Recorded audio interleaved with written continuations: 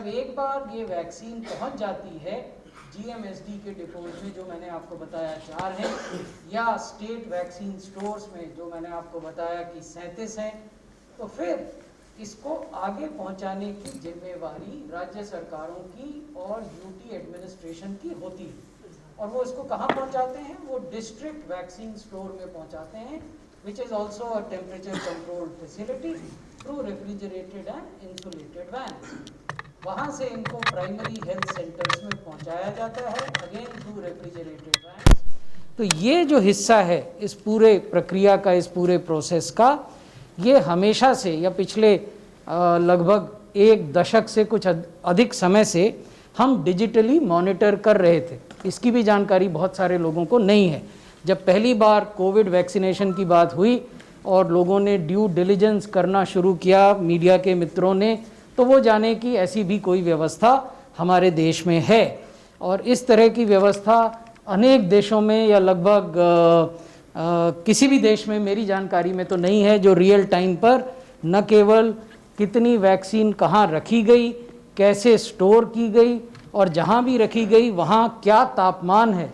There are temperature trackers established in each GMSD, each state vaccine store, each district vaccine store, and these temperature trackers on a real time basis upload information about the temperature inside the facility onto a central server. So sitting in Delhi or sitting in Lucknow or sitting in Trivandrum, the program manager can know which center has seen a sudden dip in temperature or a sudden hike in temperature, so that corrective steps can be taken.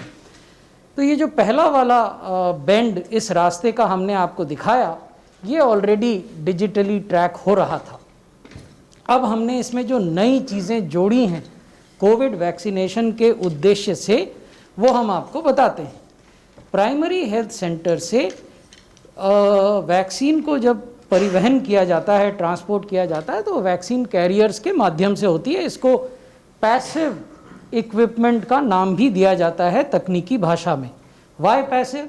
Because everything shown by blue are active cold chain equipments. What do we mean when we say active? It means कि ये ऐसे equipment हैं जो या तो बिजली पर चल रहे हैं या सोलर पावर पर चल रहे हैं। यानी इनमें जो वॉक इन कूलर्स हैं, वॉक इन रेफ्रिजरेटर्स हैं, आइस लाइन रेफ्रिजरेटर्स हैं, they all work on electricity और ऑन सोलर पावर। लेकिन जब आप ये जो हमने आपको दूसरे रंग से येलोइश कलर से दिखाया है, ये वो इक्विपमेंट हैं या वो प्रोसेस हैं जो पैसिव इक्विपमेंट पर आधारित हैं। यानी आइस बॉक्सेस, वैक्सीन कैरियर्स, इन पे भी टेम्परेचर मापने के यंत्र लगे रहते हैं, ताकि जो भी वैक्सीन ले जा रहा है पैसिव इक्विपमेंट में या ले जा रही हैं, वो ये जाने कि क्या टेम्परेचर वही मेंटेन हो रहा है जो कि किया जाना चाहिए। तो अब ये सब सेंटर पर वैक्सीन आ जाती है, जो कि पहले 2 समूहों के लिए, यानी हेल्थ केयर वर्कर्स के लिए और अदर फ्रंटलाइन वर्कर्स के लिए ये सेशन साइट होंगे, यानी सब सेंटर पर और इससे ऊपर की व्यवस्थाओं पर, यानी कम्युनिटी हेल्थ सेंटर पर, हेल्थ एंड वेलनेस सेंटर पर, डिस्ट्रिक्ट हॉस्पिटल पर या प्राइवेट हॉस्पिटल पर वैक्सीनेशन की कार्रवाई की जाएगी। सबसे नीचे जो हायरार्की में है वो है सब सेंटर। तो ये सब सेंटर पर वैक्सीन पहुंच गई। बेनिफिशियरी रजिस्ट्रेशन की आवश्यकता हेल्थ वर्कर्स और अदर फ्रंटलाइन वर्कर्स के लिए नहीं होगी, क्योंकि इनका डाटाबेस जो है वो बल्क डाटाबेस है and has been populated on to the CoWIN vaccine delivery management system in a bulk manner. So our doctors, our nurses, our medical workers need not self-register themselves on the CoWIN platform. Their data has already been pre-populated. Similarly, our frontline workers, which means people in the armed forces, in state police, in central police, in municipal workers, they also need not self-register themselves, because their bulk data is also getting pre-populated. When we would come to the population priority groups, there the provision of registration or editing of data would come. Then the system electronically allows session allocation. This is, as a district magistrate, I can then allocate कि मेरे ज़िले में इन स्थानों पर vaccination की कार्रवाई इन तारीखों को होगी। एक वैक्सीनेशन सेशन में 100 लोग आएंगे या 200 लोग आएंगे, एज द केस में बी। तो सेशन एलोकेशन की जो पूरी प्रक्रिया है वो भी डिजिटली होगी। बेनिफिशियरी को वैक्सीनेशन हुआ, ये भी डिजिटली कैप्चर किया जाएगा और उसको अगला डोज लेने के लिए कब आना है ये इन्फॉर्मेशन भी उसको डिजिटली दी जाएगी। बेनिफिशियरी को एक्नॉलेजमेंट जाएगा कि धन्यवाद, आज आप यहाँ उपस्थित हुए और आपने फलाने वैक्सीनेटर से फलाने साइट पर पहला डोज वैक्सीनेशन का ले लिया। फिर उसमें प्रावधान है कि यूनिक हेल्थ आईडी भी जनरेट की जा सकती है। आप लोगों को जानकारी होगी कि केंद्र सरकार ने एक नेशनल डिजिटल हेल्थ मिशन के नाम से एक बहुत ही महत्वाकांक्षी इंटरवेंशन प्रारंभ की है, जो कि पायलट के रूप में 6 यूनियन टेरिटरीज़ में प्रारंभ की गई है। माननीय प्रधानमंत्री जी ने 15 अगस्त को इसकी घोषणा की थी। इवेंचुअली इसको पूरे देश में यूनिवर्सलाइज करने की योजना है। तो वो पूरा सिस्टम जो है वो एक यूनिक हेल्थ आईडी के आधार पर काम करता है। तो कोविन सिस्टम आपको ये परमिशन देगा, ये प्रावधान उसमें किया गया है कि आप यूनिक हेल्थ आईडी भी क्रिएट कर सकें। और जब दोनों डोजेज मिल जाएंगी तो एक क्यूआर कोड आधारित सर्टिफिकेट जनरेट होगा, जो डिजिटल सर्टिफिकेट है।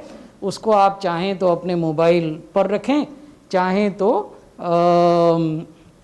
जो हमारा क्लाउड बेस्ड डिजी लॉकर है उसमें रखें। ये सुविधा भी फ्री है। DigiLocker is a free facility created by ministry of electronics and information technology. इसके अलावा वैक्सीन के उपरांत यदि कोई adverse event following immunization AEFI होता है तो उसकी भी रियल टाइम पर रिपोर्टिंग हो जाए, ये भी प्रावधान CoWIN vaccine delivery management system जो डिजिटल सिस्टम है में किया गया है।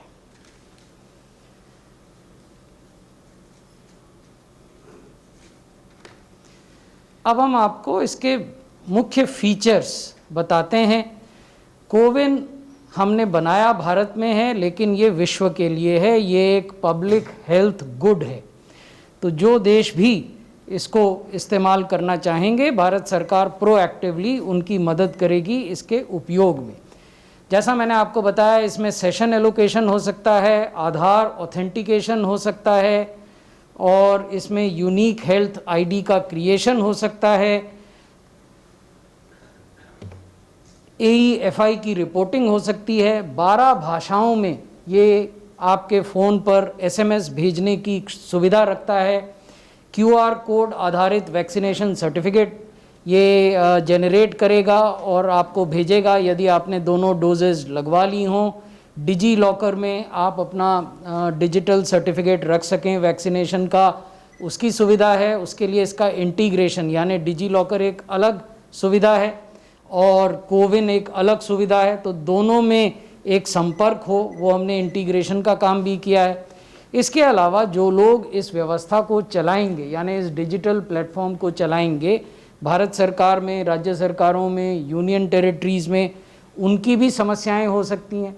To troubleshoot their problems and issues we would have a 24/7 helpline which will be addressing these issues.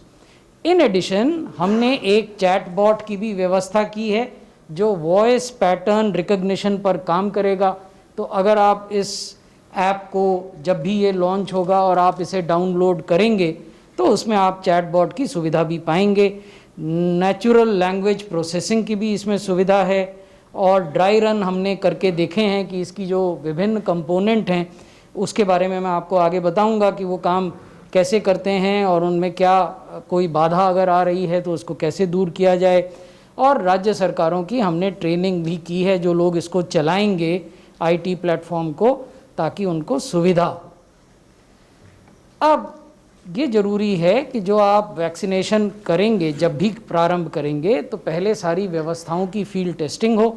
तो 28 और 29 तारीख को हमने देश के 4 राज्यों में, नॉर्थ, साउथ, ईस्ट, वेस्ट में हमने पंजाब लिया था, आंध्रा लिया था, ईस्ट में आसाम और वेस्ट में गुजरात, इनके 7 ज़िलों में हमने इसका एक ड्राई रन किया, जिसमें कि हर ज़िले में 5 सेशन साइट्स और हर साइट में 25 vaccination without the vaccine obviously ये टेस्ट किए गए। इसमें कोई बड़ा इशू नहीं सामने आया। कुछ माइनर इशू कोविन की वर्किंग से रिलेटेड राज्यों ने बताए थे, उन सबको हमने एड्रेस किया है। राज्यों ने हमारे साथ ये जानकारी भी साझा की कि जो ऑपरेशनल गाइडलाइंस हमने निकाले हैं उनको वो समझ पा रहे हैं और उनको फील्ड में इम्प्लीमेंट कर पा रहे हैं। इसके रोल आउट से संतुष्ट होकर फिर हमने बड़े पैमाने पर 2 जनवरी को एक ड्राई रन किया, लार्ज स्केल ड्राई रन। उसमें 4 उद्देश्य थे कि ऑपरेशनल फिजिबिलिटी हम कोविन की देखें, उसको फील्ड में टेस्ट करें बड़े पैमाने पर, और लिंकेजेस जो प्लानिंग और इम्प्लीमेंटेशन और रिपोर्टिंग के बीच की हैं, क्या वो काम करती हैं या उनमें कुछ कठिनाई आ रही है, क्या चैलेंजेस हैं और एक्चुअल इम्प्लीमेंटेशन से पहले उन चैलेंजेस को कैसे एड्रेस किया जाए, और किस प्रकार से जिन लोगों को ये कार्यक्रम फील्ड में करना है, पीएचसी पर, सीएचसी पर, जिला अस्पतालों पर, उनमें ये आत्मविश्वास पैदा हो, providing confidence to programme managers that they can actually do it. ये 4 उद्देश्य थे। हमने 286 सेशन साइट्स इसमें 125 ज़िलों में तैयार की और उसमें ये पूरी प्रक्रिया फिर से की गई। फिज़िकल वेरिफिकेशन हुआ सब साइट्स का कि वहाँ पर्याप्त सुविधा कमरों के रूप में या जो इंतज़ार करना है वैक्सीनेशन के बाद 30 मिनट तक, वो सारी सुविधाएं बिजली की, इंटरनेट कनेक्टिविटी की, सेफ्टी की उपलब्ध हैं कि नहीं हैं। वैक्सीनेशन की टीम, हर टीम में 5 आदमी होंगे वैक्सीनेटर को सम्मिलित करते हुए, including the vaccinator there would be 5 people in the vaccination team for each site. उनको आइडेंटिफाई किया गया, उनको ट्रेन किया गया, सारे जो स्टैंडर्ड ऑपरेटिंग प्रोसीजर्स और प्रोटोकॉल्स हैं उनका ऑपरेशनलाइजेशन देखा गया, और ये भी देखा गया कि जहाँ भी हम इस प्रकार का टीकाकरण करें वहाँ इन्फेक्शन ना फैले, इन्फेक्शन प्रिवेंशन एंड कंट्रोल, इस पर भी ध्यान हुआ। तो ये हमें ये बताता है कि हम इस स्थिति में हैं कि जिस भी दिन हम चाहेंगे EUA के 10 दिन के भीतर हम उसको, EUA का अर्थ है इमरजेंसी यूज़ ऑथराइजेशन, ये बोलचाल की भाषा में शब्द प्रयुक्त होता है, हमारे मीडिया के मित्र इसी शब्द का उपयोग करते हैं। हमारे कानून में एक्सेलरेटेड अप्रूवल फ्रेज़ का इस्तेमाल किया गया है। तो जिस भी दिन हुआ, जैसे अब आप जानते हैं कि किस दिन हुआ, उस दिन से 10 दिन के भीतर में ये रोल आउट होने की पूरी तैयारी है। धन्यवाद।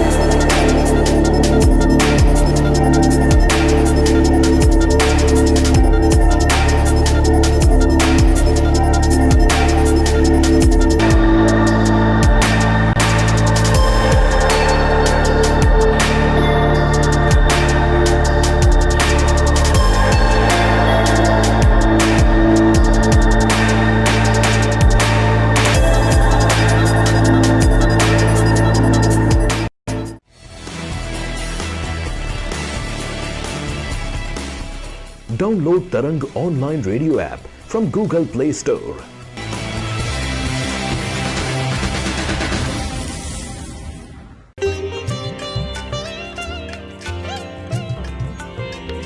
You are listening to Tarang Devotional Online Radio.